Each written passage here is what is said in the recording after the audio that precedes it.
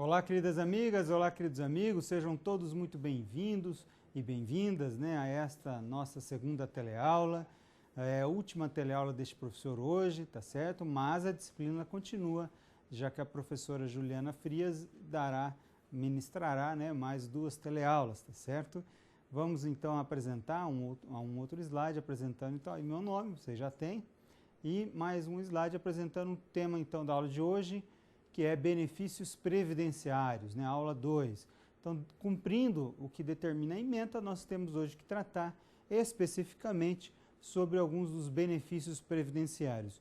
E todos vocês que estão acompanhando as notícias, né, dos jornais dos últimos 8, 10, 12 meses, sabem que está tendo uma avalanche de situações, de propostas de lei, rejeição, aprovação, outras rejeições, medidas provisórias, enfim.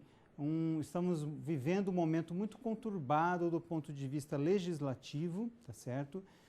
Desde as eleições, o finalzinho ali de dezembro do ano passado. Tá? Houve uma sequência de propostas, medidas provisórias, que alteraram o sistema previdenciário, retirando alguns direitos da população, fazendo algumas adequações muito justas, né? E depois essas medidas, com esse certo embate que está tendo entre o Congresso, a Câmara dos Deputados especialmente, e a Presidência da República, e algumas dessas medidas foram rejeitadas, e aí se retornou aos direitos que havia anteriormente, alguns outros passaram, aí quando teve votações de lei mudando também, concedendo outros direitos, como, por exemplo, o fim do fator previdenciário. Aí foi para a Presidência da República vetou isso e emitiu uma nova medida provisória, que é esta regra famosa agora, do 85-95 ou do 90-100, né? Que era uma alternativa ao fator previdenciário, tá certo? Então vejam que era inclusive assunto ali da aula atividade, né? Então vejam em que cenário nós estamos, né? Vamos ministrar a aula com aquilo que há de legislação atualmente, mas pode ser, como é próprio, né, da própria existência das leis, que daqui 6 meses seja completamente diferente, ou algumas coisas sejam diferentes, tá certo? Isso sempre é possível, como eu disse, da própria natureza da existência das leis, já que as leis estão em sintonia com a sociedade. Se a sociedade está em turbulência, seja por questões econômicas, seja por questões políticas ou não, enfim, independente do motivo que seja, isso tem reflexo na legislação, tá certo? Então, em geral, da própria natureza. Agora, as mudanças não são tão significativas, né, e tão rápidas como tem ocorrido agora nesse período desses meses do 2015, tá joia? Vamos ao próximo slide, então, apresentando, né, o resumo e as palavras-chave, direito previdenciário e benefícios. Na sequência, a gente vai verificar, então, a bibliografia da legislação, a bibliografia e a legislação de hoje, e nós temos, então, de Miguel Horvat Júnior, um livro Direito Previdenciário, né? A legislação, a base é a Constituição Federal de 1988, e a Lei 8.213 de 1991. Todas essas medidas provisórias, que são normas feitas pela Presidência da República, que têm efeitos de lei, né, e que são votadas, sendo aprovadas ou não no Congresso Nacional, elas vêm e vão modificar esta legislação, tá certo? Além disso, toda a legislação vocês podem consultar neste site aqui, que é o site da Presidência da República ou o site da Previdência Social. Vamos a um outro slide e a gente vai então verificar os benefícios da Previdência Social, ou seja, do INSS, para os segurados, tá certo? Então, por que o destaque? Porque lá no finalzinho da aula de hoje, nós vamos ver que alguns benefícios para os dependentes, tá certo? Agora, para os segurados. Nós temos para os segurados, aqui em especial, a aposentadoria por tempo de contribuição. Regra geral, a aposentadoria por tempo de contribuição vai ser integral. Porém, para todos aqueles que já tinham alguma contribuição até 1998, tá certo? eles vão ter direito à chamada aposentadoria proporcional, que vai considerar para homens o tempo mínimo de 30 anos de contribuição e para a mulher o tempo mínimo de contribuição de 25 anos, tá certo? Então, a proporcional vai nos trazer para o homem, né, 30 anos de contribuição mais 53 anos de idade, no mínimo, tá certo? Isto para os homens.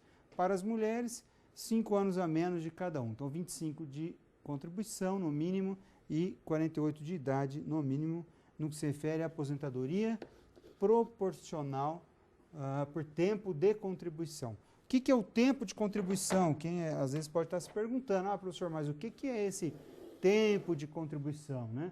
O tempo de contribuição é o tempo de recolhimento, é o número de meses de recolhimento para a Previdência Social, tá? Como que funciona, então, no caso da integral? No caso da integral, não tem limite de idade, mas é necessário que ele tenha pelo menos 35 anos de contribuição e a mulher que tenha 30 anos de contribuição, tá certo? E a renda? Como que funciona a renda aqui nesse caso específico? Quer dizer, o benefício, o valor que a pessoa vai receber, tem uma fórmula, que é a seguinte: 80% das maiores contribuições. Então, 80% das maiores contribuições vai se chegar num determinado quantia, né? Isso para a integral, tá certo? Pega-se esse resultado, então vai ser igual a x, vamos supor, e esse x você faz vezes, né? Então, um x pequenininho aqui, vezes o fator previdenciário. Aí você tem o valor do benefício. Lembrando que para a aposentadoria por tempo de contribuição são necessárias pelo menos 180 contribuições no que se refere ao número de meses, tá certo, de contribuições. Você não pode vir e fazer 180 recolhimentos no único ano ou no único mês. Isso não é permitido. É permitido e é exigido, na verdade, por ser carência, né? Então, que tenha 180 vezes, tá, de contribuição, sendo uma vez para cada mês, pelo menos. Isso equivale a 15 anos de contribuição para se aposentar por tempo de contribuição, tá certo? Lógico que isso é a carência, isso é o mínimo. Lógico que quando se tem exigência de aposentadoria integral ou proporcional, naquelas circunstâncias, então se exige o tempo maior, né? Como a gente viu, 30, 35, 25 e assim por diante, tá? Vale destacar para vocês o seguinte: o fator previdenciário, né? O fator previdenciário, amigos e amigas, é uma circunstância que foi criado em 1999 e faz com que as pessoas que se aposentam bem cedo, né, então com 53 anos, por exemplo, eles vão ter uma expectativa maior de vida em relação àqueles que se aposentam com 60 anos, com 63, 65, que eles se aposentaram mais cedo. Então, se eles vão receber por mais tempo, isso quer dizer que o valor do benefício aqui, no início, vai ser menor. Isso cria situações de muita injustiça, as pessoas recebem valores muito baixos, né? Porém, era uma regra bastante razoável, né? No sentido de quem se aposenta muito cedo, acaba lá na frente tendo que receber menos também. Então, começa a receber menos desde agora, tá certo? Esse fator previdenciário foi derrubado, né, com uma determinada legislação que foi votada pelo Congresso Nacional, porém, teve uma circunstância, como eu mencionei para vocês, que a presidente da República, Dilma Rousseff, então, vetou esta proposta que veio do Congresso, ou seja, manteve o fator previdenciário, porém, emitiu uma medida provisória, que é a medida provisória que cria essa situação da pontuação. Então, para se aposentar e não ter redução de benefícios, o homem teria que alcançar, em 2022, alcançar 100 pontos e a mulher 90 pontos. O que são os pontos? Idade mais contribuições, tá certo? Então, alguém, por exemplo, que se aposentar com 70 anos de idade, ele precisa ter 30 anos de contribuição lá em 2022, tá certo? Mas se ele quiser se aposentar com, vamos supor, com 50 anos de idade, Bom, se ele quiser 50 anos de idade, ele teria que ter 50 anos de contribuição, né? O que não dá, tá certo? Então, com 50 anos, ninguém mais vai conseguir se aposentar integralmente, tá certo? Mas com 53, seria possível do ponto de vista proporcional, como a gente viu ali, tá joia? Então, não deixa de existir a ideia da aposentadoria por tempo de contribuição, mas sim passamos a ter uma nova opção de aposentadoria para aquelas pessoas que se enquadrarem. Já tem muita gente que se enquadra, tá certo? Tem muita gente que tem, às vezes, com 60 anos, tem mais de 40 anos de contribuição, porque ela contribui durante toda a vida trabalhando, quanto o período de roça também, que acaba sendo considerado para isso, né? E a pessoa, às vezes, com 60 já tem lá muitos anos de contribuição, tá certo? Então, somando-se tudo isso, chega-se à circunstância que a gente viu ali de poder ter acesso a 100% do benefício da aposentadoria, tá joia? Vamos a um outro slide e a gente vai verificar que é o assunto, né, sequencial daquilo que comentávamos, de que a aposentadoria para a mulher por tempo de contribuição vai ser de 25 anos mais a idade mínima, que é de 48 anos, na proporcional. Ou, se for a integral, simplesmente ter 30 anos. E o valor do benefício segue a mesma lógica, onde vai se pegar as 80% maiores contribuições. Ou seja, pega lá todas as contribuições que a pessoa tem registrada no INSS, faz uma atualização disso, né? Não é para pegar o valor lá de 30 anos que não vale mais quase nada, né? Ou não vale nada, tem que atualizar. Então faz a atualização desses valores conforme a inflação, etc., né? E chega a ser um montante. Desse montante todo, esse número de contribuições, descarta as 20% menores, ou seja, fica com as 80% maiores contribuições, e aí se multiplica pelo fator previdenciário. Tá joia?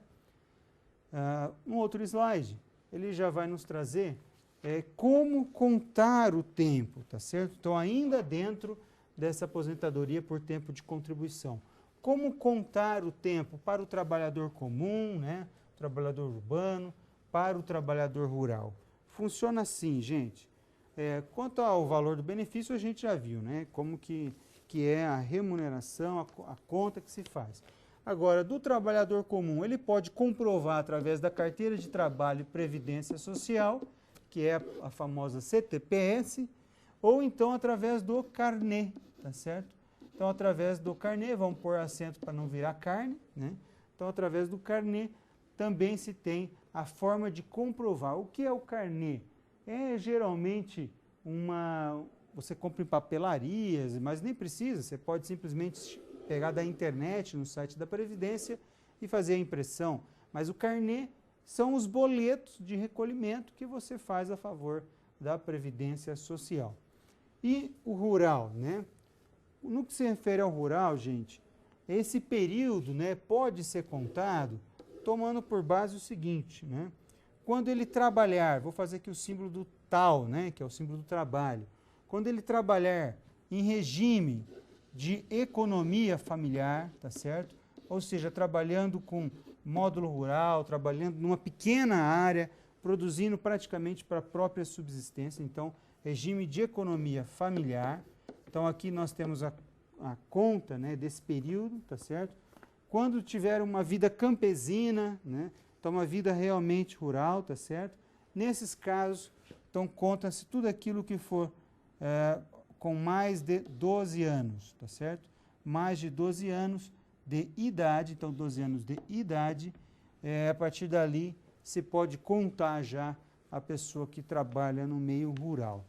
Então a gente passa a ter esse tipo de situação, né, que é muito útil, né, já que a pessoa faz a forma e faz a conta, enfim, e consegue juntar seus períodos. É muito prudente que o trabalhador guarde a carteira de trabalho dele, tá certo? Que ele guarde os oleritos, os comprovantes de pagamento, tá certo? Por 20, por 30 anos isso um dia vai servir, gente. Eu já vi muitos casos que pessoas que perderam carteira de trabalho, tá certo? E aí não conseguem comprovar. Por quê? Porque a empresa, o empregador, não fazia o recolhimento para o INSS, não recolhia. Descontava do trabalhador, mas não recolhia. Cadê o comprovante que você trabalhou? Se você não tiver, né, os outros também não têm, você é o prejudicado. Então tem que guardar mesmo, tá certo? Pelo menos algumas coisas são essenciais e devem ser guardadas, tá?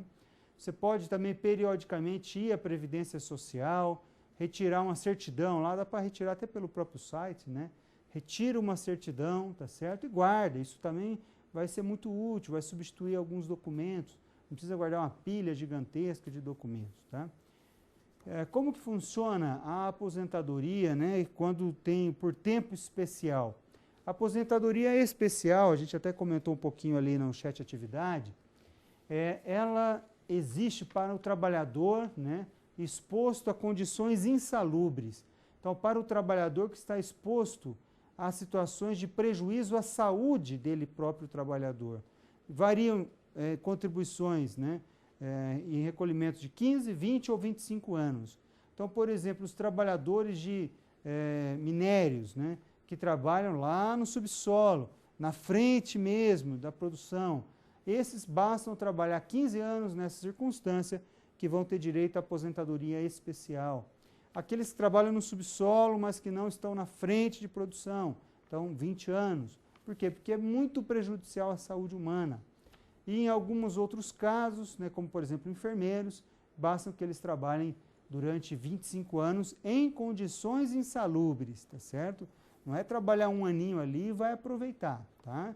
Então tem que trabalhar bastante tempo em condições insalubres para que realmente tenha direito a esses benefícios. Funciona assim, pega-se o homem, né, com 25 anos e adiciona-se 40%, por isso que chega aos 35%.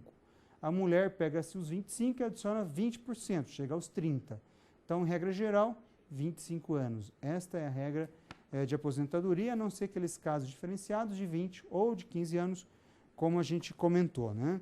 Como que faz prova do trabalho insalubre, né? O PPP, Perfil Profissiográfico Previdenciário, que é um documento que todos os empregadores estão obrigados a emitirem, né, a fazerem e entregarem aos seus trabalhadores, comprovando ou não, depende da circunstância ali, o trabalho em condição insalubre, tá certo? Insalubre. Trabalho em condição de periculosidade, por si só, não dá direito à aposentadoria mais cedo, tá joia? Vamos agora a um vídeo, já retornaremos.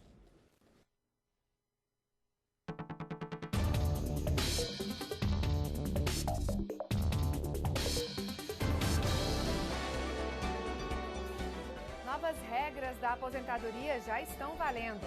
Entenda agora por que mudou e como fica a aposentadoria do brasileiro.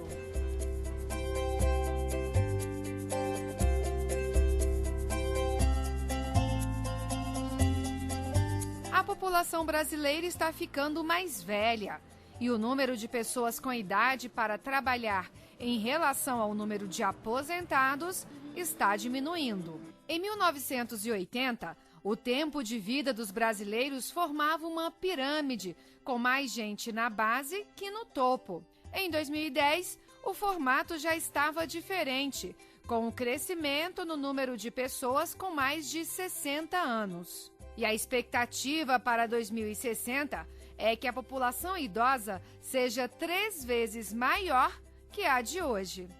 Atualmente, há 9,3 pessoas ativas por idoso. Daqui a 45 anos, essa proporção vai ser menor. Deve ser de 2,3 pessoas em idade de trabalhar para cada idoso. É preciso entender que este movimento, essa transição demográfica, alcança todos nós, já alcançou outros países, vem alcançando. No Brasil, é um movimento constante e o planejamento da previdência social, da estrutura de proteção social da sociedade, precisa ser planejado. Para garantir que todos os brasileiros tenham acesso à aposentadoria, o governo apresentou um novo cálculo. A medida provisória editada pela presidenta Dilma Rousseff mantém a regra aprovada pelo Congresso Nacional, que considera a idade do contribuinte mais o tempo em que ele pagou a previdência, resultando em 85 pontos para mulheres e 95 para homens, e acrescenta a progressividade. Agora, o trabalhador homem que tiver hoje 57 anos de idade e 36 anos de contribuição, soma 93 pontos. Se ele quiser se aposentar mesmo sem atingir os 95 pontos, pode fazer com a incidência do fator previdenciário. Mas se ele esperar mais um ano, vai somar 58 anos de idade e 37 de contribuição, atingindo os 95 pontos e recebendo o benefício integral, respeitando o teto da Previdência Social, que é de R$ 4.663,75. Para as mulheres, a soma precisa chegar a 85 pontos para que ela tenha o benefício integral. O limite de pontos 85,95 vale até dezembro de 2016. Em 1º de janeiro de 2017, vai ser acrescentado um ponto à regra, ficando 86 para mulheres e 96 para homens. Em janeiro de 2019, o número de pontos será de 87 para mulheres e 97 para homens. A partir de janeiro de 2020, será somado um ponto por ano. O número de pontos para que o trabalhador possa ter aposentadoria integral para de crescer em 2022, quando atingir 90 para mulheres e 100 para homens.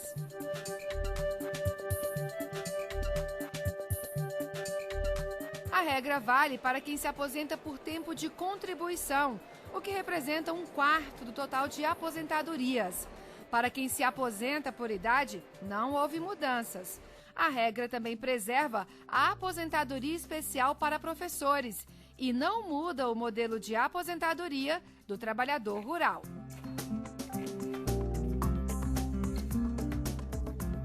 Nós procuramos fazer isso também de uma forma que dá mais previsibilidade ao trabalhador, à trabalhadora que vai se aposentar. Que você tem lá uma tabela, você sabe exatamente como essa tabela vai evoluir até 2022. Então, as pessoas que estão considerando a sua decisão se aposentar ou não, ninguém precisa ter pressa, as pessoas podem analisar qual é a melhor alternativa. O governo criou, no final de abril, um fórum de debates para discutir o futuro da Previdência Social. A ideia é analisar sugestões que garantam um sistema a longo prazo. Participam desse fórum representantes do governo, dos trabalhadores, empregadores, aposentados e pensionistas. O desafio a ser vencido é tornar a Previdência cada vez mais forte e previsível. A mensagem é que o governo tem um imenso cuidado com a Previdência Social brasileira. E o nosso maior objetivo é a manutenção da proteção previdenciária. Por isso, a adoção dessas regras. Nós precisamos garantir a sustentabilidade da Previdência Social, porque este é o valor maior para o aposentado.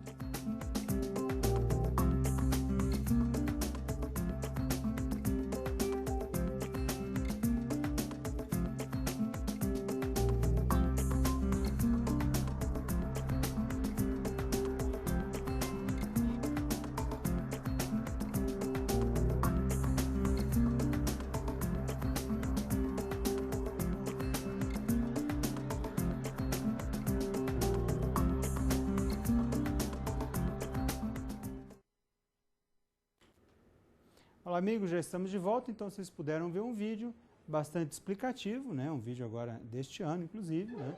Bastante explicativo a respeito desse novo formato, nova opção de aposentadoria por tempo de contribuição. Vejam que interessante, né? Lá no chat alguém perguntou, professor, é verdade que a partir de 2022, né, não terá mais como se aposentar com menos de 65 anos? Não, não é verdade. Porque como a gente viu ali nessa fórmula, o que vai precisar ter em 2022? Para se aposentar integral. Pode até se aposentar antes, porém proporcional. Mas para aposentar com um recebimento integral, né, dentro daquela fórmula, a gente vai ter veja que integral não é o último mês que você contribuiu, né? É 80% das maiores contribuições, é uma média, tá certo? Então, o que a gente tem? nós temos a necessidade de ter 100 pontos para o homem e 90 para a mulher. Alguém que começou a contribuir, não precisa estar trabalhando, mas você pode simplesmente ir lá, como eu falei, acessar a Previdência Social pelo site e contribuir, né? Então, quem está contribuindo, né, desde os 18 anos, quando ele tiver 60 anos, o que ele vai ter? 60 pontos da idade mais 42 anos de contribuição, dos 18 até os 60. Então, ele vai até ter passado, ele vai ter já 102 pontos.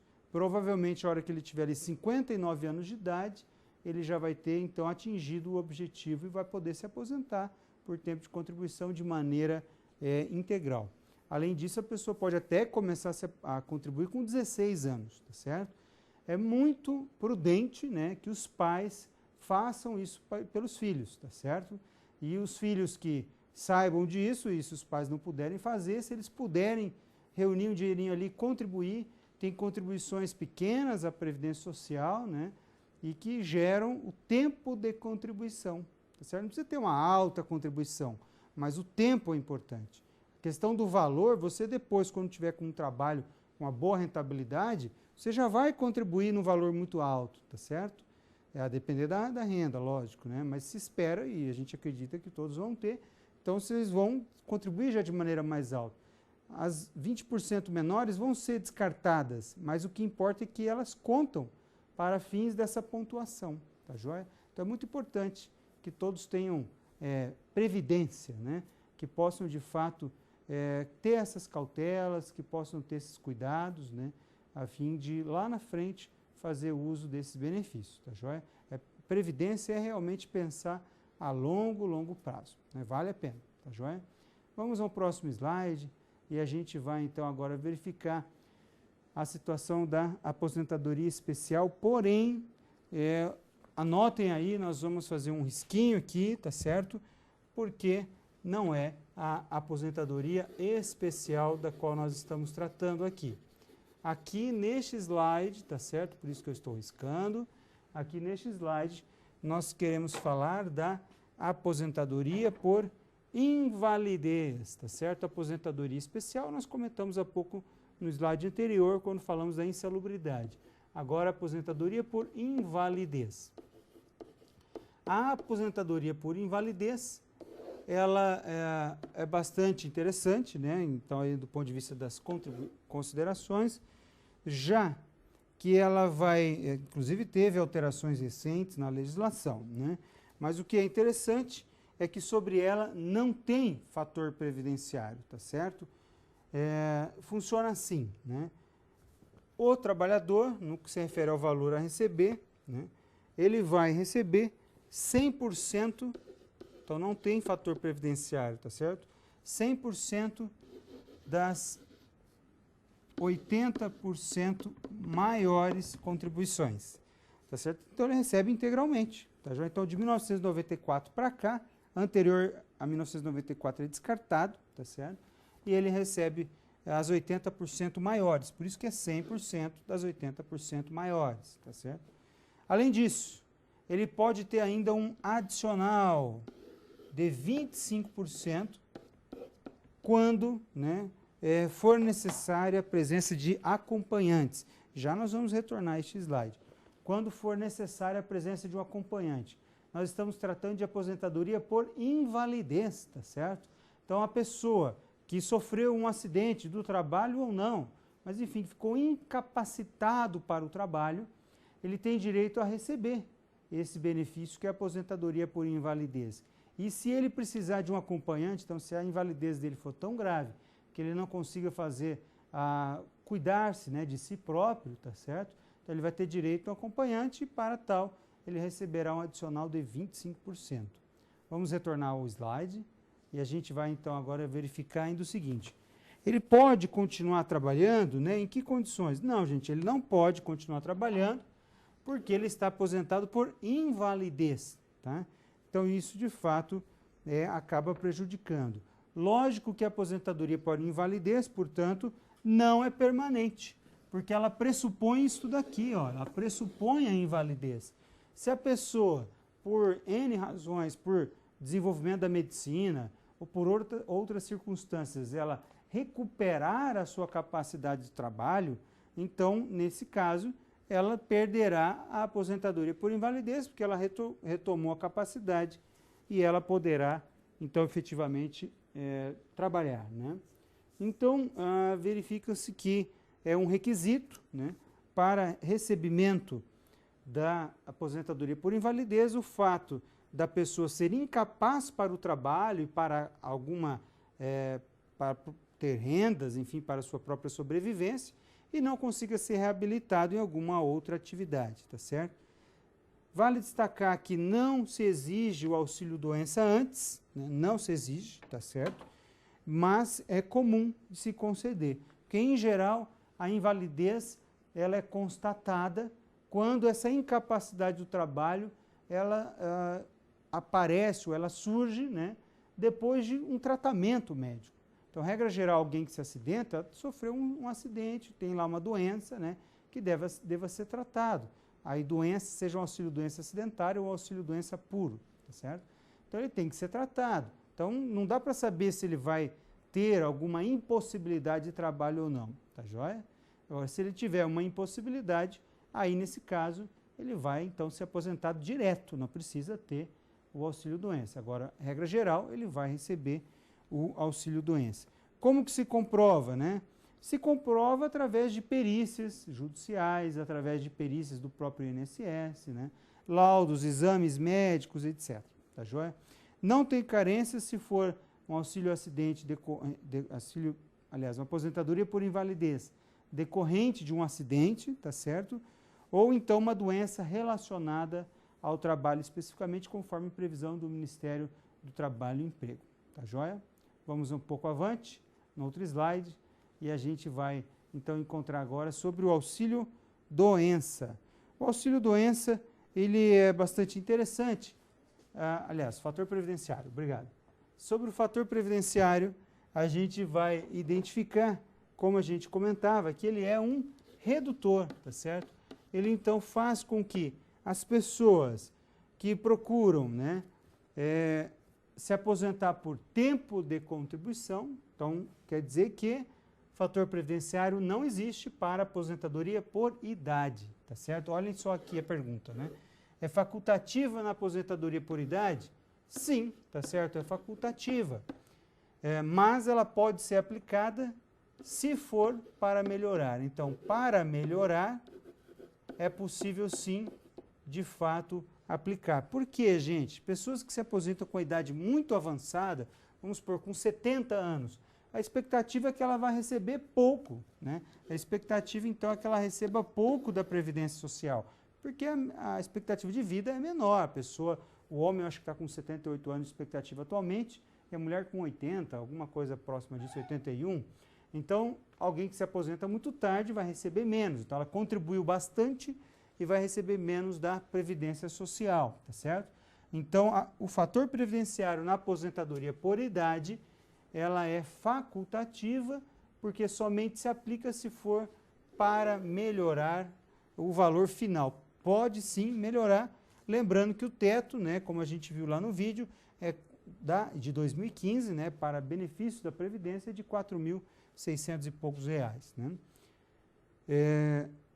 Além disso, no que se refere ao fator previdenciário, né, cabe destacar o seguinte, que é um fator, é um cálculo, né, que se tem bastante complexo, tá certo?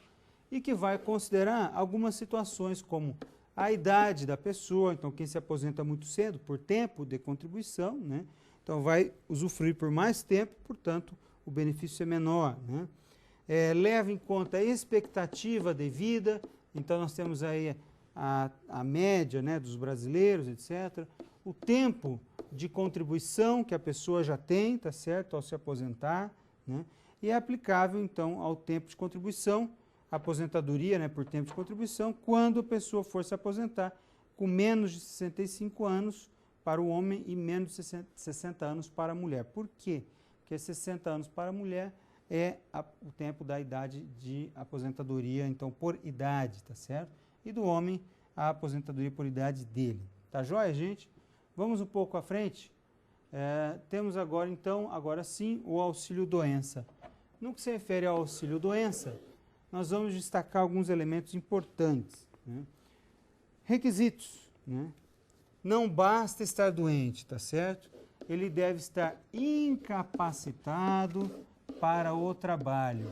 Então, é exigência que a pessoa, né, esteja doente e incapacitado para o trabalho. Então, eu peguei gripe, professor, eu posso receber o auxílio-doença? Não, porque, se for uma gripe, não, porque a gripe, em geral, o seu fluxo, né, o seu período é de 7 dias, depois disso você já está absolutamente normal, praticamente recuperado, mas não conseguiria receber auxílio-doença porque exige-se que tenha pelo menos 15 dias de afastamento, sendo que nesses primeiros 15 dias, né, quem vai pagar este afastamento é o empregador.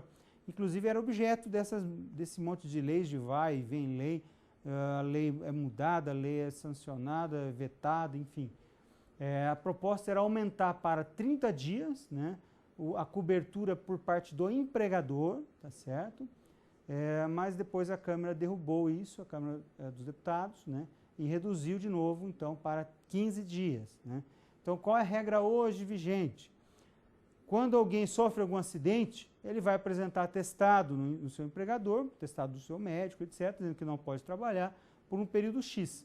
Se esse período for até 15 dias, é o empregador que vai custear isso, é o empregador que vai ter o empregado ausente, né, e vai ter que pagar normalmente o salário, porque o empregado está afastado por atestado médico. Se for mais de 15 dias, né, num único atestado ou em vários atestados, então, neste caso, a partir do 15º dia, então, ou seja, do 16º em diante, tá certo? Então, os primeiros 15 é do empregador e do 16º em diante, aí vai ser do INSS, tá joia? Vamos retornar aquele slide e a gente vai verificar agora o seguinte. Então, a data de início a partir do 16º dia, então, 15 primeiros será do empregador, tá certo? Qual que é o valor do benefício, né? Antigamente seria 91% das 80% maiores contribuições de 1994 para cá. Porém, atualmente, tá certo? Atualmente, vamos abreviar, nós temos a seguinte regra. Atualmente nós temos que pegar a média, né? Então, a média simples, tá certo? Das últimas 12 contribuições. Então, a média simples das últimas 12 contribuições. Professor, não tem 12, a pessoa trabalha só há 10 meses, não tem problema, pega-se a média desses 10 meses de contribuição. Tem carência ou não? Bem, aí funciona da seguinte maneira, sim, regra geral, precisa ter, né, pelo menos 12 contribuições. Esta é a carência. Porém, há exceções. Situações onde não se precisa ter carência, como, por exemplo, tuberculose, hanseníase, câncer, alienação mental, cegueira, paralisia irreversível e incapacitante, mal de Parkinson, cardiopatia grave, tá certo? Para todas essas situações, paralisia, né? Estava escrito aqui errado num documento. Então, nessas situações todas não tem carência em razão da gravidade disso que atinge, tá certo? Qual que é o código, né, deste benefício do auxílio-doença? É o B31. Por quê? Porque existe um outro benefício, que é o auxílio-doença acidentário, decorrente de acidente do trabalho ou doença equiparada, né, e que aí dá alguns direitos, como, por exemplo, a estabilidade. Nesse caso, o auxílio-doença vai ser concedido pelo Código da Previdência B91, tá certo? Então, B91 para auxílio-doença acidentário e B31 para auxílio-doença comum, tá certo? Vale muito e vocês, como profissionais ligados à segurança do trabalho, devem estar atentos a isso. O funcionário vai chegar lá com uma cartinha da Previdência, vocês vão ter que ver lá em cima, normalmente mais no canto assim à direita, qual que é a espécie. Porque se ele vier com B91, por exemplo, ou seja, um auxílio-doença acidentário, isso implica em grandes repercussões para o empregador de vocês.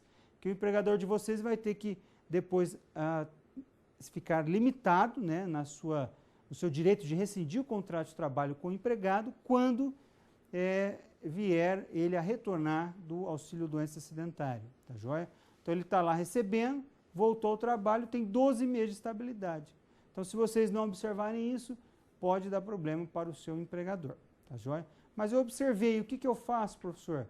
Observou? Então você tem que comunicar ao empregador e a empresa empregadora vai entrar com um recurso no INSS contestando, né, dizendo não, esse benefício está errado. Ele não é o B91, ele tinha que ser um auxílio doença comum, do B31. Vai juntar as provas, apresentar as alegações e assim por diante. E a partir daí, então, se tiver e fizer sentido, vai ter o sucesso ali obtido. Se não conseguir, mas ainda assim insistir, vai ter que ir na Justiça Federal discutir o ato do INSS. Tá joia? Vamos a um vídeo e já retornaremos. Auxílio Doença. O benefício previdenciário foi criado em 1991.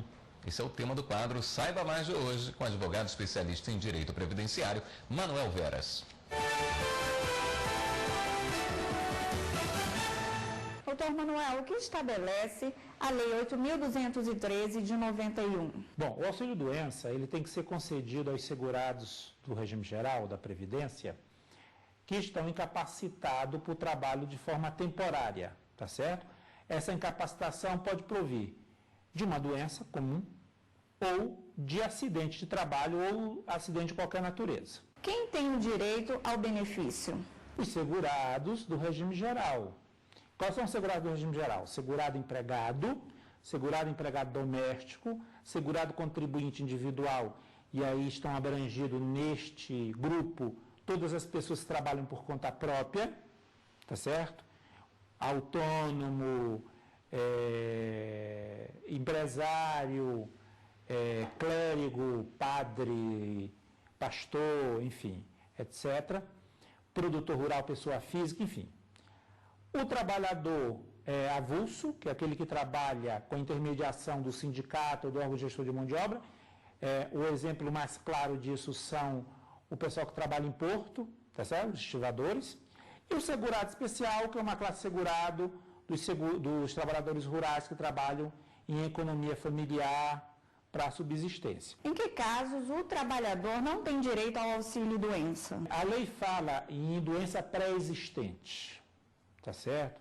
Então, por exemplo, tem muita gente que tem cardiopatia grave desde criança, né? Descoberto ainda bebê, etc. E claro, não vai ter direito se não tiver qualidade de segurado, tá certo? Não tiver a contribuição, o vínculo jurídico, que é por meio da contribuição, ou não cumprir a carência, salvo se enquadrar nos casos de dispensa de carência.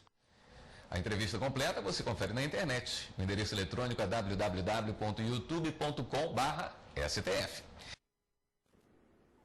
Olá, amigos, já estamos de volta e um item interessante ali também que foi comentado é a questão, então, de situações anteriores à inclusão no INSS. Então, a pessoa tem lá 25 anos, começou a trabalhar agora, nunca contribuiu para o INSS e já tinha uma doença. E aí, de repente, ela começa a sentir dores, etc., já durante o período de trabalho, durante o período de vínculo com o INSS. Ela vai ter direito ou não? Depende. Tá certo? Não é porque era anterior que não vai ter direito.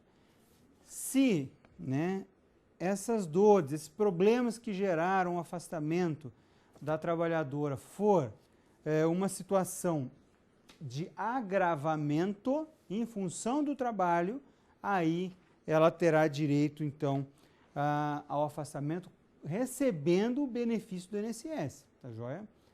Se não for de agravamento, ela vai ficar sem remuneração. O empregador não vai pagar, porque ela não está trabalhando, só os primeiros 15 dias ele paga. Depois o INSS também não vai pagar, porque decorreria de um problema já pré-existente. Então cabe ao empregado, neste caso, comprovar que foi decorrente de um agravamento em razão das condições de trabalho. Tá joia?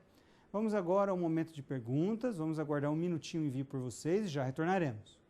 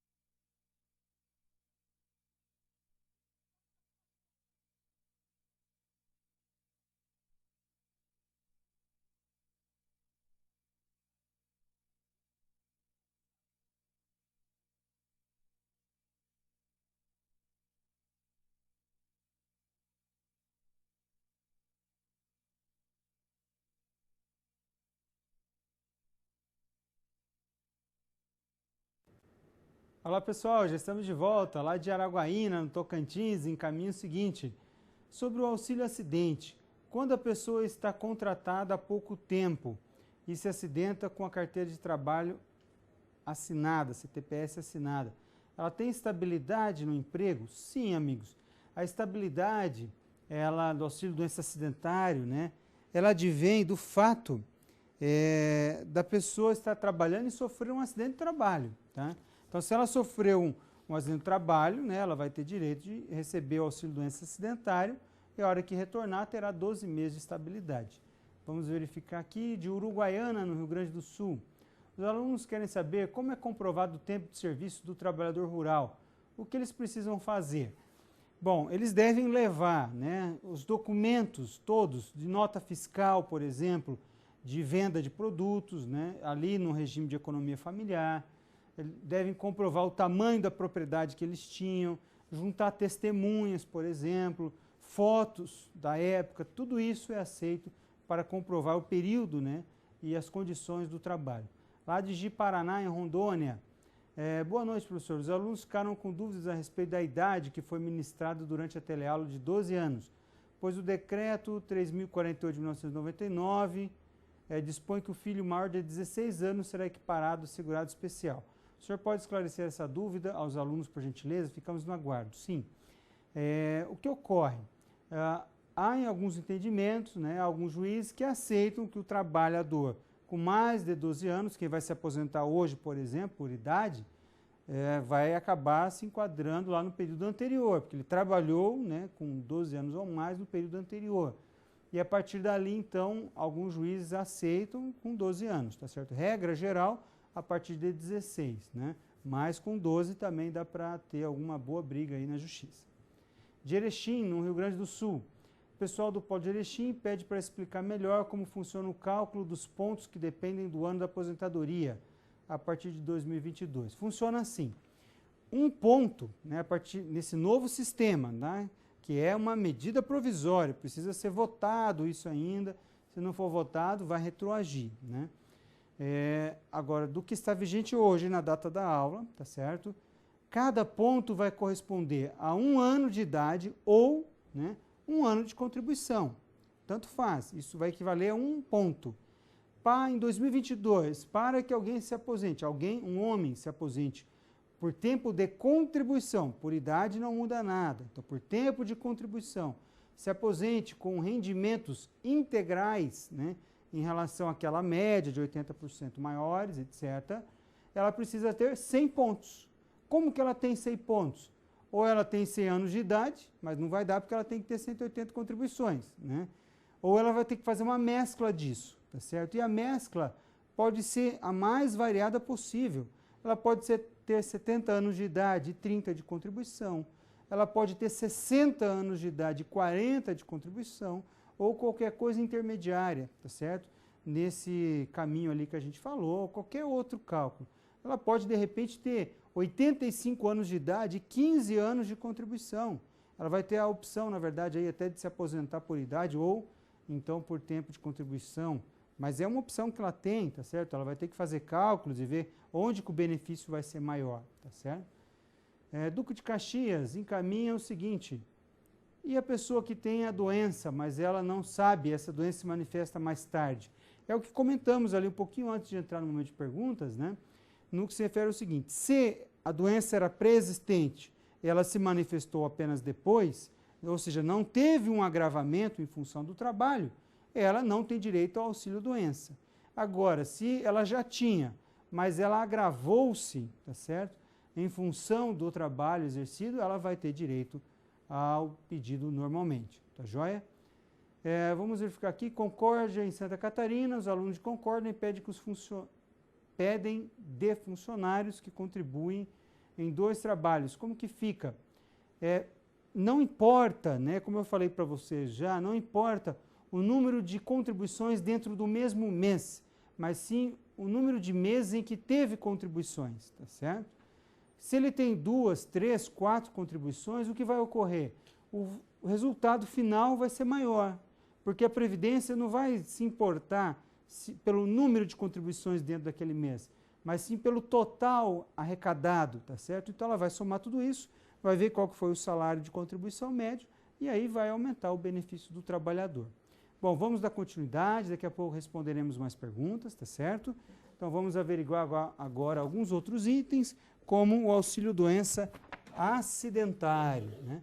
Falamos um pouquinho, inclusive, antes, né, ao tratar do auxílio-doença também. Requisitos para o auxílio-doença acidentário: deve ter um acidente no trabalho, né? Então, um acidente no trabalho, ou então trajeto, tá certo? Então, vamos abreviar.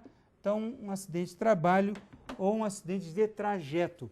Lembrando que o acidente de trajeto é aquilo que ocorre, né, um infortúnio, um acaso que ocorre entre o deslocamento do trabalho para casa ou de casa para o trabalho.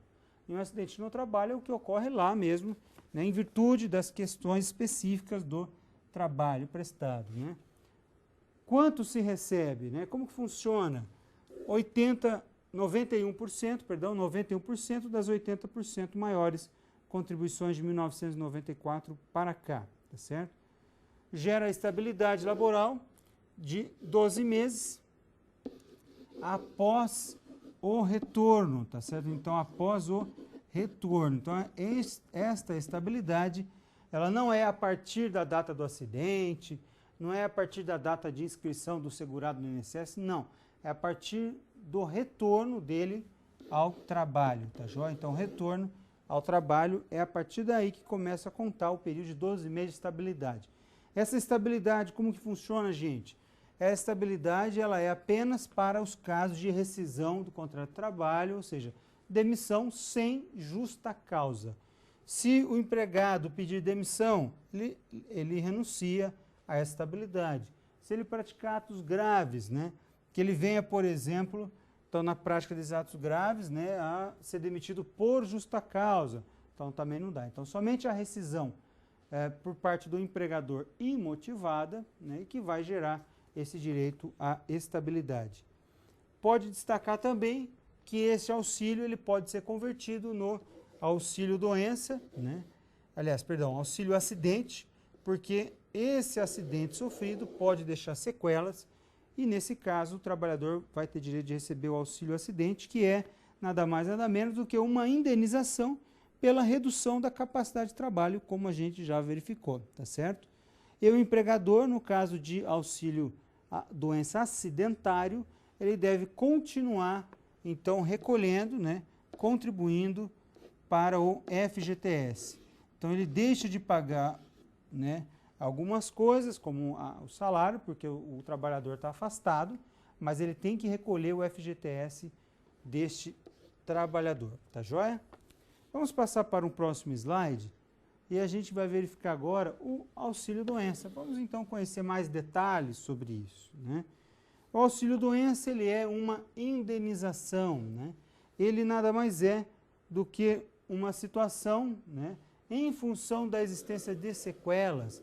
Vejam que sequelas não tem trema, né, no U, que eram aqueles dois pontinhos, porque não tem mais trema na nova regra ortográfica brasileira. Então, nós temos aqui, né, a existência, né, como requisito, né, a existência de sequelas em virtude de um acidente ocorrido. Então, é uma indenização pela redução da capacidade de trabalho, tá certo? As doenças precisam estar consolidadas, deve decorrer de um acidente, tá certo? Então, deve-se aguardar, né, verificar se tem condições ou não de recuperar. Não tem carência. Então, a gente pode destacar aqui, ó, não tem carência, né? Então, não tem carência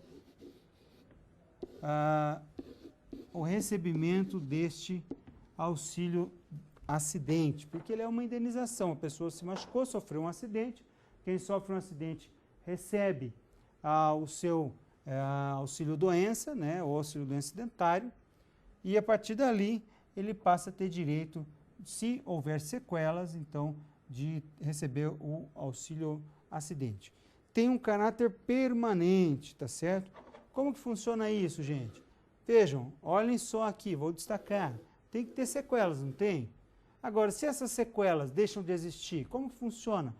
Em razão da evolução da medicina, ou pela própria condição física da pessoa que conseguiu, então, né, se desenvolver, etc. Se essas sequelas deixam de existir, né, então, se elas deixam de existir, então, efetivamente, ele vai perder a questão do auxílio doença, perdão, do auxílio acidente, tá certo? E como que funciona o valor? O valor do benefício, ele é pago em algumas situações, né? Esse valor, então, quando a pessoa tem direito, deixou sequelas, ele vai ter direito de receber. Agora, qual é? Vai ser 50% das 80% maiores contribuições de 1994 para cá. Então, vai se pegar lá, qual seria o valor do benefício que a pessoa estava recebendo? Ah, ela estava recebendo R$1.000 do benefício. Então, será a quantia de R$500, porque vai ser 50% das 80% maiores contribuições de 1994 para cá. E ficou ali uma duvidazinha, né, uma pergunta ali no slide a ser respondida. Vamos retornar a ele, que é o seguinte, né? Pode haver cumulação com outros benefícios? Quem recebe um auxílio acidente vai ter direito de receber um auxílio doença, vamos supor? Vai, pessoal. Ocorre o seguinte, não é compatível o auxílio acidente, não é compatível com a aposentadoria, tá certo? Então, se a pessoa está lá, recebe o auxílio acidente e aí ele se aposenta, então ele vai receber somente a aposentadoria. Então, não é compatível com a aposentadoria. E também não é compatível com o recebimento de um auxílio doença pela mesma causa.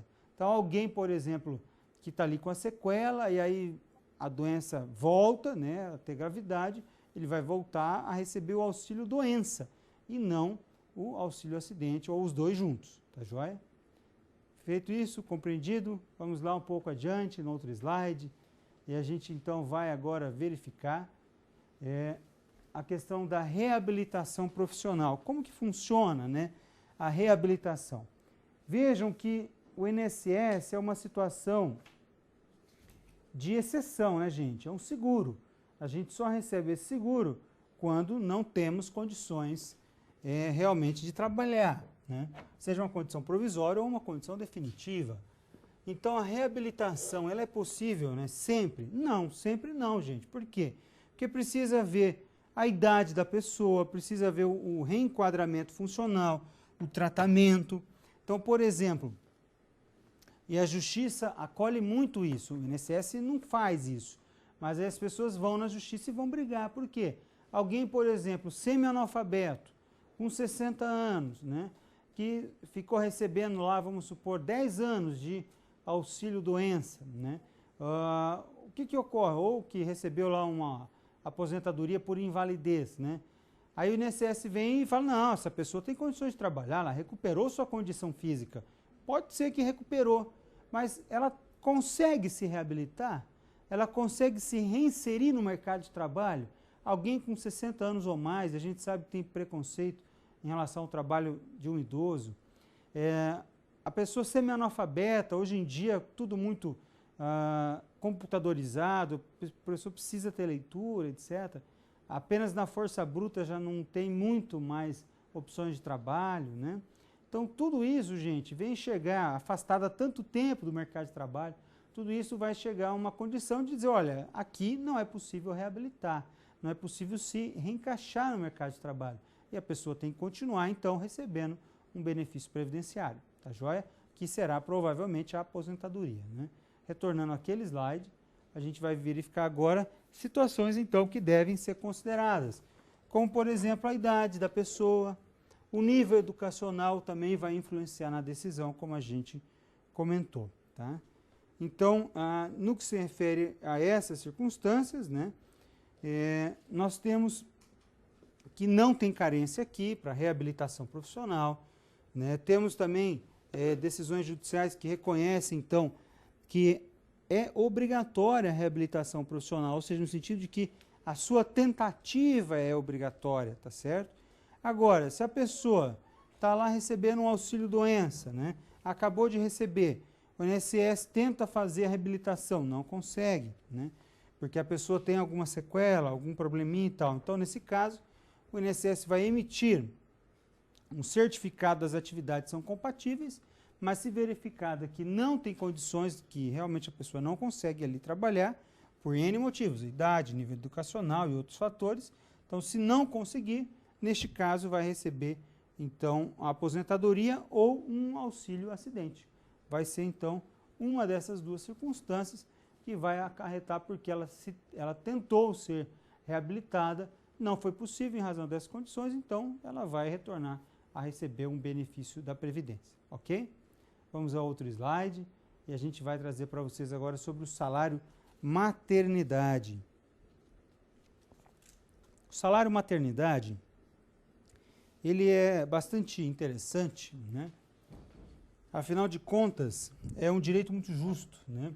E ele é pago diante de parto ou diante de uma adoção. Então, a mulher, né, ou o homem, que o homem também tem direito a receber o salário maternidade, só que aí vai ter um outro nome, né, que vai ser o salário paternidade. A justiça reconhece essas condições, tá certo? Para o caso específico, quando a mãe às vezes falece no parto, né, e aí é o pai que é obrigado a cuidar da criança. Então, há decisões, algumas pelo Brasil, famosas, assim, por serem algumas das primeiras, que reconheceram que o homem também tem direito a este benefício. Então, em situações de parto ou de adoção, ou quando a mãe falece, então aí o pai vai ter direito de receber o benefício do salário paternidade, ou a mãe, no caso, do salário maternidade. E vai viger por quanto tempo, né? Por quanto tempo as pessoas, então, vão receber? 120 dias, se for um parto, né? E se for uma adoção, vai variar. 60 dias para bebês de 1 a 4 anos, né? Vai ser um período um pouquinho menor de 30 dias para bebês ou crianças de 4 a 8 anos. Então, quem adota também tem direito de receber o auxílio maternidade ou salário maternidade, tá joia? Então, vejam que o prazo, então, tem essas diferenças. Vai ser de 180 dias se for um servidor federal ou se a empresa aderir ao programa Empresa Cidadã. Então, aí a trabalhadora, né, que receber o direito ao salário maternidade vai ter prorrogado o período com o seu bebê de 4 meses para 6 meses, tá certo? Então, de 120 dias para 180 dias. Retornando aquele slide, vamos lá. A gente vai ver, então, quem paga, né? Bom, quem paga, no caso, vai funcionar assim. As empresas pagam e são ressarcidas, tá certo? Então, elas vão pagar a partir do 8º mês em diante, se o médico decidir pelo afastamento, né, um atestado por conta das questões de saúde, ou a partir do parto, né? Então, o valor vai ser igual ao que a mãe recebia, tá certo? E o aborto, né? Se ocorrer um aborto, está grávida lá de 7 meses, ocorreu um aborto, vamos supor. Em situações de aborto, né, a mãe vai receber durante 2 semanas, tá certo? 2 semanas, mas não pode ser um aborto criminoso, tá? Um aborto provocado, tem que ser um aborto espontâneo. Nesse caso, a mãe vai ter direito de receber por 2 semanas este benefício, tá joia? Então, tem carência de 10 contribuições apenas para o trabalhador facultativo, né? Aliás, o segurado facultativo, ou então um segurado individual ou segurado especial, tá joia? Para a empregada não tem nenhum tipo de carência. Se ela está lá, registrou e descobriu que está grávida 3 dias depois, ela vai ter direito de receber normalmente o seu salário maternidade, tá joia? Vamos um pouco mais adiante e a gente vai falar agora do salário família. No que se refere ao salário família, vale destacar, né, alguns requisitos, como, por exemplo, exigências, né? Precisa ser um filho, precisa ser um enteado, tá certo? Precisa ser um curatelado, né? Um curatelado até 14 anos. Curatelado é uma criança, né, que é responsável, que está sob os cuidados de outra pessoa, ou então ter alguém que seja inválido, né, nessas condições aqui, tá certo? Então, nós temos exigências, ter um filho, né, um enteado, um curatelado até 14 anos, ou então alguém que esteja inválido, né, e que vai proporcionar à família, né, o recebimento pelo trabalhador, então, de uma determinada quantia. Então, qual que é o objetivo? Auxiliar no sustento e na criação. E aí vocês vão falar, mas professor, a mixaria que é pago, né, no que se refere ao salário família, ajuda no sustento? Ajuda, né, porque qualquer coisa que vem contribui. Porém, gente, a remuneração é mínima, tá? Eu trouxe aqui a anotação do quanto para 2015, tá certo? E funciona assim, olha só. Então, para 2015, quem vai ter direito de receber o salário família? Primeiro, tem que ter filho, né? Até 14 anos, ou enteado até 14 anos, como a gente viu ali, né? Ou curatelado até 14 anos, ou então inválidos, né? Então, tem que ter um filho nessas condições. A renda desta pessoa não pode ser maior do que R$ 725. Se for até R$ 725 por mês, ela vai ganhar R$ 37,18 por dependente nessas condições. Então, tem 3 filhos, um de 5, um de 8 e um de 10 anos. Então, vai receber 3 vezes R$ 37,18. Mas ela ganha mais de R$ 725,02. O salário dela mesmo, tá certo? É maior do que isso. Bom, se for maior do que isso, e for menor do que R$ 1.089,72, então tem que estar nessa faixa, aí vai receber a quantia de R$ 26,20 por dependente, tá joia? E se ela ganha mais de R$ 1.089,72, mais do que isso, então, portanto, a partir de R$ 1.089,73, ela não tem direito de receber o auxílio maternidade, perdão, o auxílio família, tá joia? O salário família. Então, algo interessante também sobre isso. Se o pai e a mãe trabalharem, cada um ganha lá R$ 1.000 por mês e tem 3 filhos, né? Os 2 têm os mesmos 3 filhos, né? Então, o que vai acontecer? Os 2 vão ter direito de receber.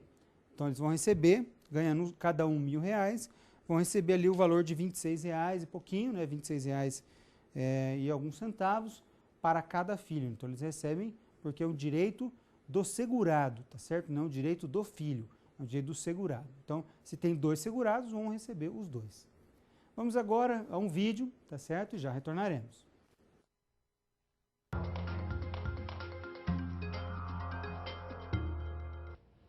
E o nosso entrevistado, o advogado Roberto Mohamed, especialista em previdência privada. Boa tarde, Roberto. Como vai? Tudo bem? A sua área precisa de mais esclarecimentos, é por isso que você está aqui. Tem tantas perguntas aqui, pessoas até de idade querendo tirar dúvidas. Veja só, olha, na tela vou botar a primeira pergunta aqui, só para você ter uma ideia, como tem gente, como é o caso da Zélia, 65 anos, gostaria de fazer um plano de previdência. É possível? É um bom negócio? É interessante para ela? Com 65 anos, não. Ela vai ter que fazer um aporte muito grande, ou vai ter um valor de pagamento muito... Porque 65 anos, normalmente, é a idade em que você conta o resgate da Previdência. Presumivelmente, se você foi previdente lá com 20 anos de idade, até com antes, ou uns até... 40, 45... Porque tem pais que sim, fazem para as crianças também, né? Também. Agora, é preciso deixar uma coisa bem clara. A Previdência privada, ela não é solução. Ela não se destina a todo mundo. Tem alguns discursos aí de democratização da Previdência privada, mas ela se destina, por ter o nome de privada, Previdência complementar, ou seja, para aquelas pessoas que ganham acima do teto da Previdência pública. Se você ganha R$ 1.000, R$ 1.500 por mês, até R$ 2.000 por mês, você tem que ficar só com o INSS. Não vale a pena você ter 2 benefícios, porque você não consegue nem mesmo atingir o máximo da Previdência. Mas quem ganha acima e quer manter o nível, no caso, faz o plano de Esse é o previdência. papel da Previdência privada. Vamos fazer uma outra pergunta aqui. Essa é da Maria Lourdes, lá do Distrito Federal, de Brasília. Boa tarde, Lourdes. Posso participar de um plano de previdência sem ser trabalhadora da empresa que oferece o plano? Para isso existem 2 sistemas, o aberto e o fechado. O sistema fechado, que é esse a que ela se referia, que é formado pelos grandes fundos de pensão, Previ, Portos, Petros, Funcef. Aí são funcionários da Caixa Econômica, da Petrobras, né? Normalmente você tem um aporte do empregador e um aporte do empregado. Cálculos de benefícios diferentes e são realmente esses fundos que, por exemplo, movem a economia, o mercado acionário no Brasil, nos Estados Unidos, na Europa. O sistema aberto, que é aquele que é aberto para todas as pessoas, que é explorado por bancos e seguradoras, ela pode se filiar. Hoje existe uma terceira modalidade no Brasil, que é um sistema híbrido do sistema fechado com aberto, são os fundos multipatrocinados. Têm sido feitos normalmente por sindicatos, associações de classe que se juntam, quando sindicatos de categorias profissionais que têm vários empregadores, se juntam e colocam um banco como gestor, ou uma seguradora como gestora desses fundos, e essa é uma oportunidade para quem está fora do sistema fechado e também não quer essa relação muito desregulada do sistema aberto. Vamos ver a próxima pergunta aqui, ela do Jaime de Curitiba. O que é taxa de carregamento? Quero fazer um plano de previdência, mas sou obrigado a pagar isso? No Brasil, nós ainda temos alguns problemas com operadores de plano de previdência, como temos com cartões de crédito, que têm taxas muito altas. Quando você contrata um plano de previdência, você tem a taxa de administração, que é igual a de um consórcio, ela é paga de uma vez quando você adere ao plano. Só que, diferentemente de um consórcio, você tem ao longo da contribuição a taxa de carregamento, que pode variar de 1% até 5% dependendo do plano. Então é bom a gente ler o regulamento antes de assinar. É a questão da concorrência. Você não pode assinar no primeiro lugar que vai. Procure 3, 4, 5 bancos, seguradoras. Porque vai encontrar taxa de administração e taxa de carregamento diferentes? E você vai encontrar algumas armadilhas, por exemplo, taxas de administração baixas, taxas de carregamento altas, taxas de administração altas, mas a taxa de carregamento baixa. Faça uma média disso, pesquise o mercado, porque tem bancos que chegam a negociar, dependendo do que você pretende aportar ao fundo, até a taxa mínima, que normalmente é em torno de 1%. Tem que pesquisar como tudo na vida. Olha, o Gerson Abreu, ele diz o seguinte: a rentabilidade de um plano de previdência é baseada em que índices? Tem um plano de previdência complementar, mas não tem o PGBL, nem VGBL. Estou perdendo dinheiro? Não, a diferença entre o PGBL e o VGBL é de tributação. O momento em que ocorre a tributação. Aí, no caso da retirada. Se é na contribuição ou na retirada. Ah, tá. Então ele não precisa se preocupar com a sigla que está em cima da conta dele, do fundo dele. Quanto à rentabilidade, você contrata uma rentabilidade mínima. E normalmente, dependendo, você tem 3 perfis de fundo. O conservador, o moderado e até os mais ousados. Você contrata normalmente uma taxa mínima de rentabilidade de 8%. E o que o fundo der além dos 8%, ele divide com você. Essa é a diferença de contratação entre conservador e o ousado. Na questão anterior da taxa de carregamento, por exemplo, alguns bancos negociam que a taxa de carregamento ela incide sobre cada prestação que você paga para o plano. Alguns diminuem a taxa de carregamento, mas aumentam a fatia deles no rendimento adicional.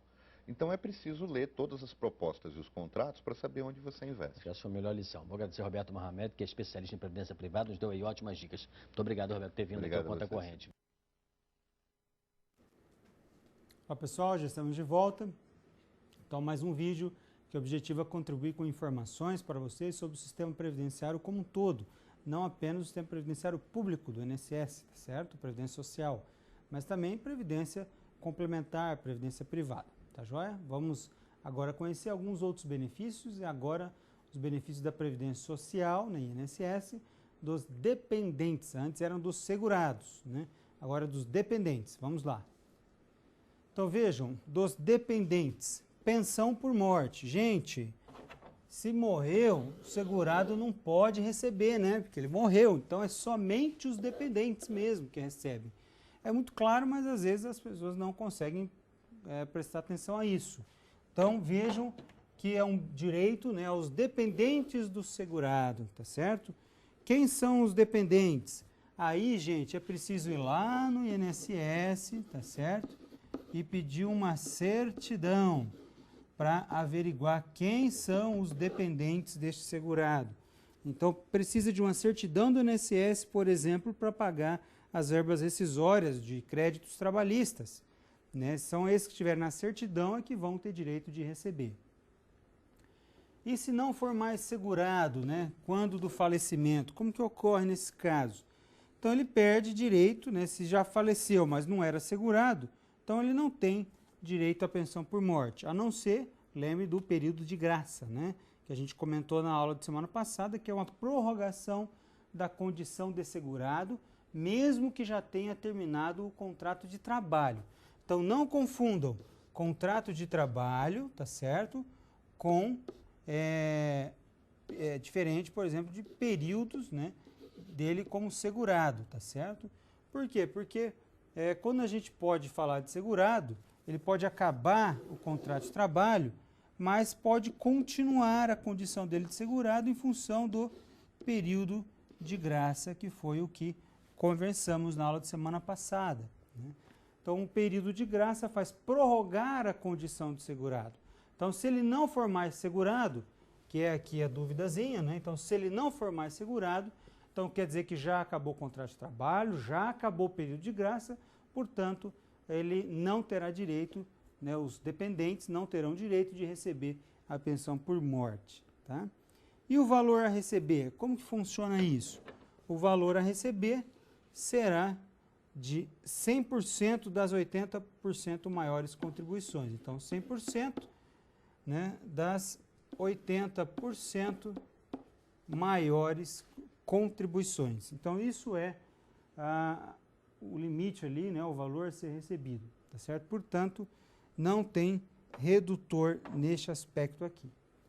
Vamos agora a um outro slide, por sinal é o último slide, depois só vai ter um de perguntas e uma mensagem, né? E a gente vai tratar de um outro auxílio exclusivo dos dependentes, que é o auxílio reclusão. Então, quem está preso recebe alguma coisa? Não, não recebe. Quem recebe são os familiares, tá certo? Então, o auxílio reclusão é uma ajuda, né, um direito em razão de uma reclusão ou de uma detenção, tá certo? Não tem carência. É exclusivo para os dependentes, tá certo? E os beneficiários, se forem muitos, gente, eles vão precisar dividir o benefício? Sim. Então, se tiver lá 10 filhos, né, e a pessoa tem direito de receber lá, vamos supor, R$700 por mês, né? Os dependentes têm o direito. Se for 10 filhos, cada um vai receber R$70, né? Então, o que é importante? As pessoas às vezes vão achar, mas... Então, a pessoa ganha 3 mil por mês, ela é presa, ela vai receber 3 mil por mês, os familiares vão receber, né? Ela não, porque ela está presa.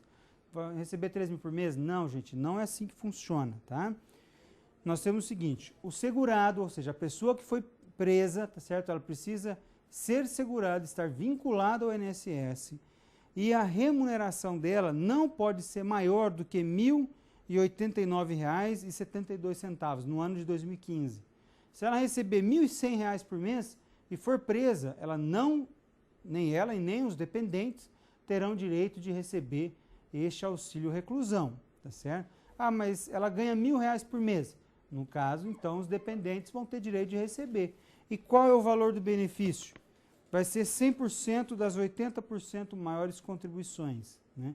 Então, vai se pegar lá a média, né? Descartar as 20% menores, pega as 80% maiores, portanto, ela vai pegar uma média disso que vai, então, receber 100% desse benefício. Mas, destaque, a pessoa não pode ganhar, né, o segurado preso, não pode ganhar antes de ser preso, mais do que R$ 1.089,72. Se ganhar mais, perde o direito a esse benefício. Tá joia? Chegamos então agora ao final da aula, temos um momentinho de perguntas antes disso, né?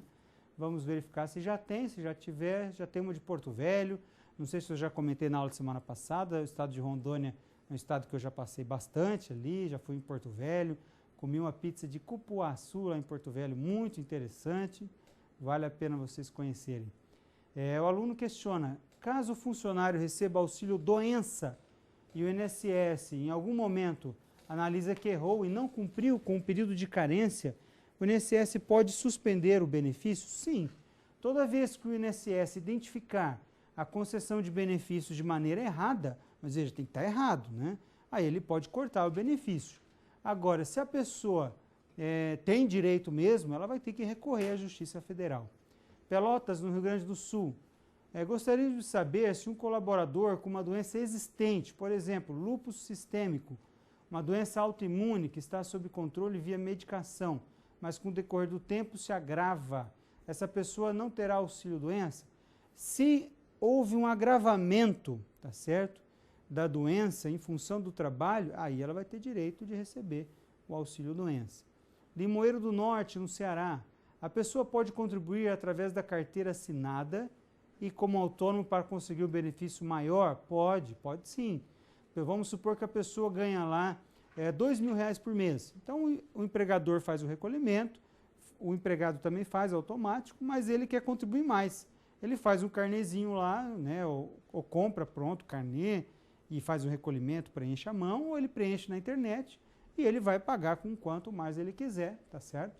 Lembrando que o limite do teto de recolhimento, né, do benefício parâmetro, é R$ 4.600 e poucos reais, né? Não é este o valor a ser recolhido, né? Esse é só o valor de referência, a base de cálculo, né? Vamos verificar se tem alguma outra pergunta. De Ji-Paraná, lá em Rondônia. Se o INSS está na certidão de assegurado, filhos, esposa, e o funcionário possui outro filho fora do casamento, como ficará a situação? Bom, se não tiver o número de filhos, só estiver dizendo filhos e esposa, tiver muito genérico assim, aí esse filho que for de fora do casamento, que não tiver lá na certidão, vai ter que entrar com uma ação judicial, etc., e pedir para incluir o nome dele ali, e ele também tem direito de receber ou um auxílio reclusão, ou então uma pensão por morte, que são os benefícios dos dependentes. Vamos verificar alguma outra pergunta, lá de Belo Horizonte, uma cidade que eu passei em dezembro, agora estive lá alguns dias. O limite do salário de R$ 1.089,72 para recebimento do auxílio reclusão é estabelecido pela legislação? Sim, gente. Tudo aquilo que nós estamos falando é definido pelas legislações, né? Seja a Lei 8.213 de 1991, como as portarias do Ministério do Trabalho, Emprego, né? As portarias interministeriais, tá certo? São, então, legislações, né, que têm a previsão de tudo isso, tá? Vamos verificar alguma outra coisa a mais. Barreiras, na Bahia, se eu não me engano, em Barreiras foi onde nasceu a minha avó. Pergunta dos alunos de Barreiras, na Bahia. Uma pessoa que tem 10 anos de contribuição e se torna militar, policial, bombeiro, tem como averbar os anos de sua contribuição como civil? Tem. Todo servidor público, né, ele vai juntar o período de contribuição INSS com o período de recolhimento como servidor público. E aí, o ente, né, que for, então vamos supor, no caso ali o estado do qual ele é vinculado, vai receber do INSS esse período, né, para fazer o pagamento para o servidor, mas o tempo ele aproveita, tá? Porto Velho, em Rondônia. Se um homem adotar uma criança, terá direito ao salário maternidade? Tem diferença de valor, prazo, etc.? Não, os direitos são os mesmos, tá? O direito à igualdade, à isonomia, é pelo fato em si, pelo nascimento de uma criança ou pela adoção, tá? Não pela situação do sexo de quem vai receber, se é homem ou se é mulher. Mas muitas vezes vai ter que discutir, brigar isso aí na justiça mesmo, para conseguir ter acesso. De Araguaína, no Tocantins, sobre o auxílio acidente.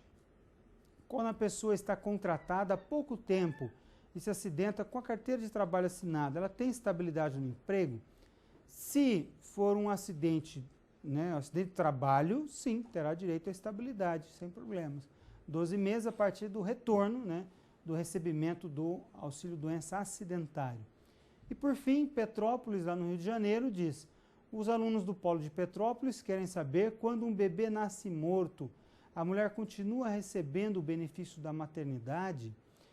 Bom, se é um bebê natimorto, né, então quer dizer, ele teve o parto, mas veio a falecer, então nesse caso a mãe vai precisar retornar ao trabalho, ela não vai poder ficar 4 meses ou 6 meses recebendo sem trabalhar, tá certo? Vai ter um período, né, ali em virtude da circunstância ocorrida, né, que é uma situação bastante delicada, né, de muito sofrimento, se imagina, mas ela depois vai ter que retornar ao trabalho num período bem menor do que o que se tinha lá previsto se o bebê estivesse vivo, tá joia?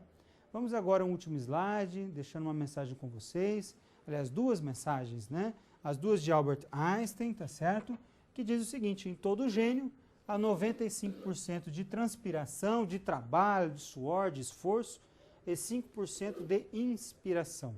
E depois, não é sábio pretender obter resultados distintos aplicando-se o mesmo comportamento. Por isso, gente, parabéns para vocês que estão se esforçando, que estão buscando fazer algo diferente, tá certo? Porque o caminho e o resultado vai ser diferente também, e eu espero que seja de muito sucesso. Foi uma grande satisfação trabalhar com vocês, estudar com vocês, refletir sobre esses temas todos, tá joia?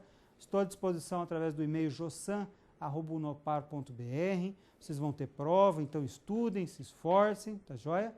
E espero vê-los o quanto antes. Um grande abraço e até mais.